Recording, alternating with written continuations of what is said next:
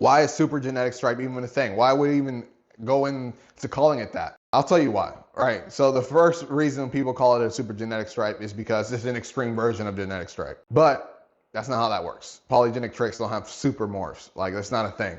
So I don't want to get too into weeds because this is a history lesson, not a rant. But I told you guys I didn't want to really make a genetic stripe video because I know it's a touchy subject. And that's not only touchy for me, but it's touchy for everybody else right now breeding genetic stripes. So how do I do this without making everybody mad? Which I probably already did. Just already, everybody's mad at me.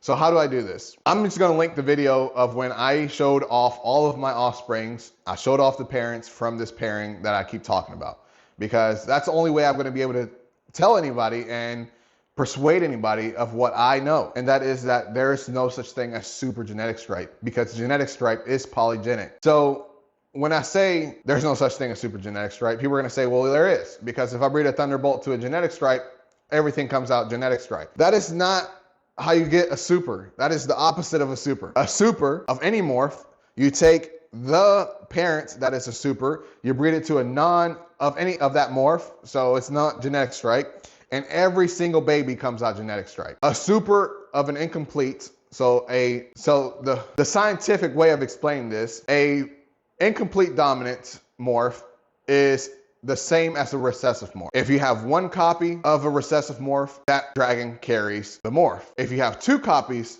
of the recessive morph, that dragon is visual for that morph. That is the same thing with super, except the heterozygous version, which is the carrying of the morph, is visual, so you can see it. However, the homozygous version of that morph, which is the super version, is also visual, but an extreme version of that morph. And the only way to produce heterozygous from a homozygous is by pairing the homozygous to a non-visual of that morph. So a super paired to a non of that morph, so no genetic stripe, will produce only heterozygous genetic stripe.